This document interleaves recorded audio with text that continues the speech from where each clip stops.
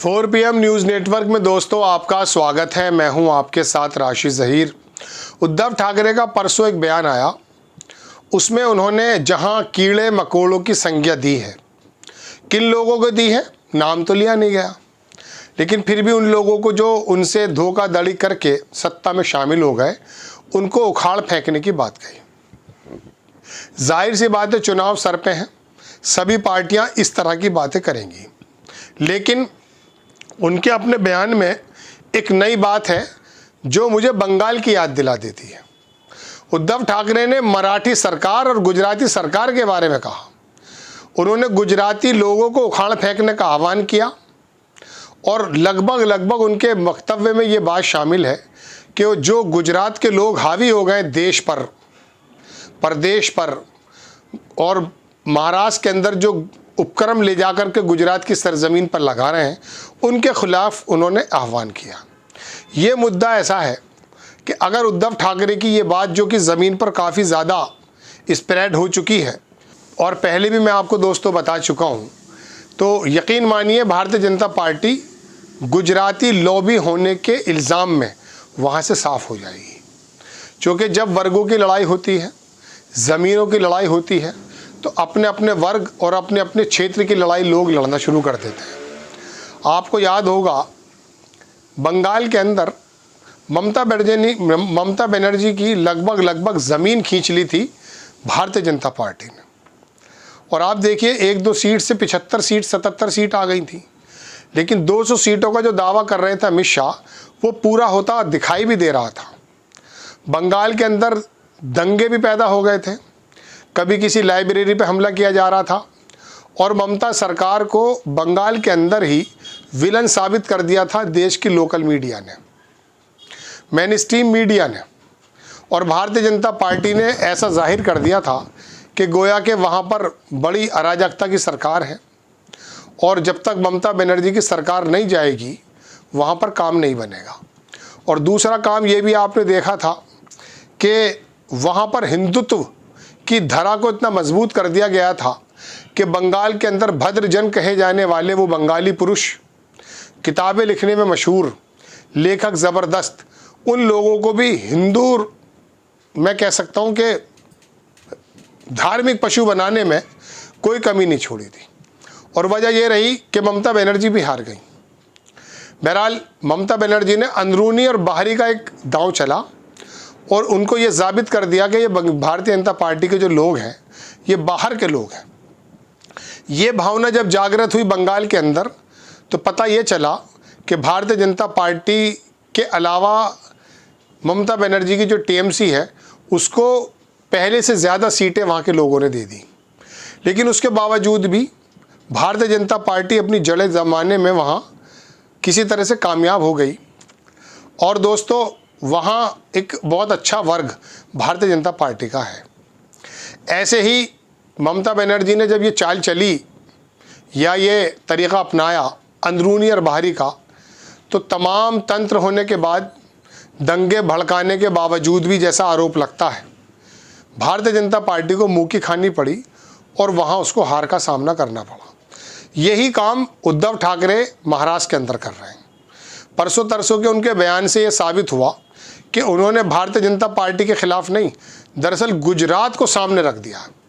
हालांकि गुजरात भी देश का एक हिस्सा है, लेकिन चूंकि वहाँ पे कई सारे उपक्रम जो महाराष्ट्र में नितिन गडकरी या वहाँ के लोकल नेताओं की मेहनतों से आए थे, वो निकल करके चले गए गुजरात, ऐसा कहा जाता है। और गुजरात लॉबी के बारे में कहा जाता है कि वो धीरे धीरे महाराष्ट्र को अपने वर्चस्व में ले रही है। ऐसे में मराठा भावना को जागृत करके, क्षेत्र की लड़ाई करके उद्धव ठाकरे ने एक ऐसा दांव चल दिया है दोस्तों कि महाराष्ट्र के अंदर हो सकता है भारतीय जनता पार्टी ने जितना अब तक काम किया मजबूती के साथ, जो अपने पैर वहाँ पसारे हैं, सबसे बड़ी पार्टी उन्हीं की निकल कर आई थी पिछले विधानसभा में, तो वहाँ पर दोस्तों हो सकता है भारतीय जनता पार्टी को मराठा भावना की वजह से, और मुस्लिम तो वहाँ जुड़ा हुआ है महाविकास अघाड़ी से, और वहाँ अगर दलितों का प्रकाश अम्बेडकर अगर वहाँ डबल गेम ना कर गए, जैसा कि करने की उम्मीद है, करते भी हैं वो, ऐसा ही, ऐसा लोग कहते हैं, तो वहाँ ये वाला जो तुरुप का इक्का है जो उद्धव ठाकरे चल रहे हैं गुजराती और महाराष्ट्र का, वो यकीन मानिए उनकी हालत ऐसा कर देगा जैसा कि बंगाल के अंदर बीजेपी की ममता बनर्जी ने कर दी थी। दूसरी बात मैं आपको ये बताता हूँ दोस्तों कि उद्धव ठाकरे को वहाँ पर थोड़ा शरीफ और अच्छा नेता समझा जाता है, इसमें कोई दो राय नहीं है, और एक्सेप्ट भी किया जाता है। जिस तरह से उनकी सरकार को गिराया गया है, सहानुभूति की लहर भी उनके पक्ष में है। और दोस्तों बात यह है कि जिस तरह से उन्होंने इस्तीफ़ा दे दिया था, उससे भी उनके, मैं कह सकता हूँ कि उनके गिराफ के अंदर बड़ी तेज़ी से बढ़ोतरी हुई थी। ऐसे समय में एनसीपी, कांग्रेस, मुस्लिम समाज, मराठा सहानुभूति, अब दलितों का अगर एक वर्ग उनके साथ आ गया तो वहाँ क्लीन स्वीप भी कर सकती है महाविकास अघाड़ी। लेकिन ये जो मैं आपको बात बता रहा हूँ गुजरात की और महाराष्ट्र की, अगर ये वाला मुद्दा बहुत ज़्यादा हाईलाइट कर दिया गया शिवसेना या महाविकास अघाड़ी की तरफ से, तो यकीन मानिए भारतीय जनता पार्टी का सूपड़ा साफ होने में कोई देर नहीं लगेगी। और ऊपर से भारतीय जनता पार्टी का जो महायुति वहाँ है, वहाँ ऑलरेडी उनमें कन्फ्लिक्ट है। अब थोड़ा सा अपना, मैं कह सकता हूँ कि एकनाथ शिंदे भी अपने पैर पसारने लगे हैं। अजीत पवार की तो कोई पोजीशन वहाँ है नहीं, लेकिन फिर भी शिंदे का थोड़ा सा वहाँ पर लोकसभा में जिस तरह से उन्होंने सीटें जीती हैं उससे उनका वजूद बढ़ा है।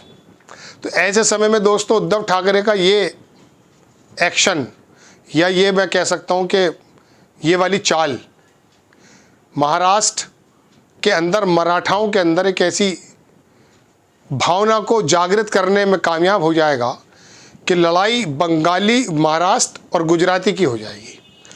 और वहाँ पर संगठन में भी भारतीय जनता पार्टी के जिस तरह से गुजरात के लोगों का वर्चस्व है, कई सारे गुजरात के नेताओं को ला करके संगठन में रखा गया।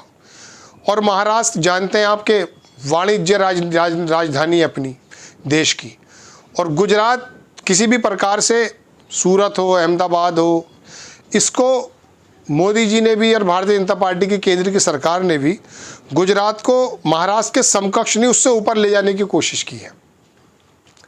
कुछ भी कई सारे उपक्रम हो, चाहे बुलेट ट्रेन हो या कोई और मसला हो, उन तमाम जगहों पर भारतीय जनता पार्टी ने गुजरात को काफ़ी ज़्यादा प्रोत्साहन दिया, और देना भी चाहिए। जाहिर सी बात है, वहाँ का प्रधानमंत्री और वहाँ का गृह मंत्री भारतीय जनता पार्टी के सर्वे सर्वा भी वहीं के हैं। तो ऐसे समय में उद्धव ठाकरे की ये वाली चाल जो है ना दोस्तों, वो महाराष्ट्र के अंदर भारतीय जनता पार्टी को ठिकाने लगा देगी, ये बात आप देखेंगे। और इसी बयान के अंदर मुझे उद्धव ठाकरे की यही बात आपको बताने के लिए मैं हाजिर हुआ कि ये एक ऐसा मुद्दा है कि अगर इसको बहुत अच्छी तरह से स्प्रेड कर दिया गया, चुनाव का रुख बदल दिया जाएगा। आपको खबर कैसी लगी अपनी राय कमेंट्स बॉक्स में ज़रूर दीजिए। चैनल को सब्सक्राइब कीजिए, शेयर कीजिए। नेक्स्ट टाइम में किसी खबर के साथ हाजिर होता हूँ। जय हिंद।